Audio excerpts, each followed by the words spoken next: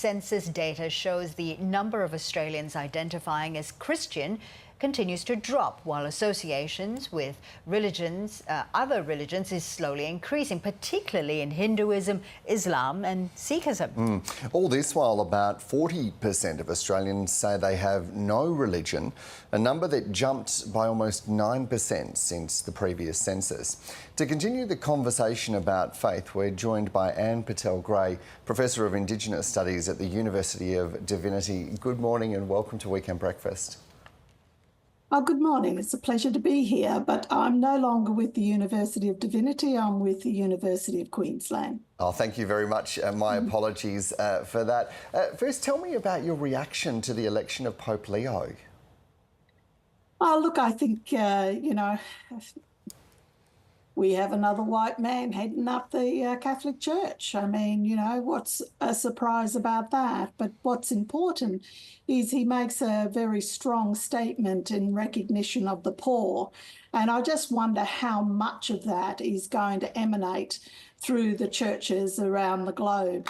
I mean, when you consider here in Australia the decline of Christianity and yet the growth of multi-faiths within this country, one wonders what sort of an impact or an influence he's going to have within Australia, particularly when, women like myself who kind of struggle with having a male telling women what they can and can't do with their bodies. And that is problematic. And the Catholic Church is one that marginalises women within its ministry. And we would like to see the rise of women within the churches in greater leadership and representation.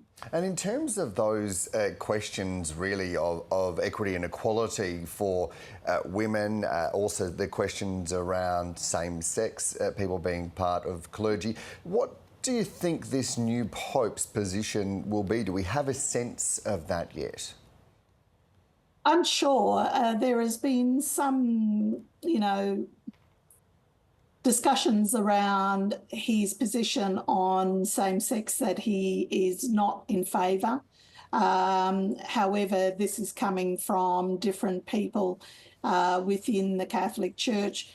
One is yet to find out what his position will be and whether he will further to embrace same-sex marriages and representation within the Catholic Church. But I think I have greater concerns around how the churches as a whole fail to repent and atone for their sins publicly.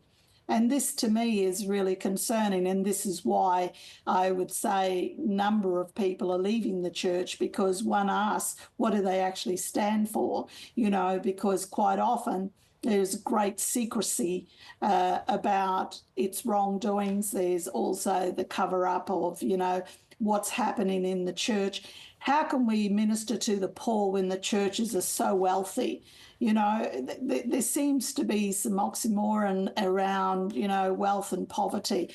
Why is there so much poverty when the churches are so wealthy and aren't giving back to the poor? And why is there continuing to be such great injustices that take place, particularly in Australia, with Indigenous peoples, and yet we don't hear the voice of the church? They're quite silent in a lot of these matters. Very powerful points there. If we were to zoom out a bit more, what do you see as the role of spirituality and faith in our society?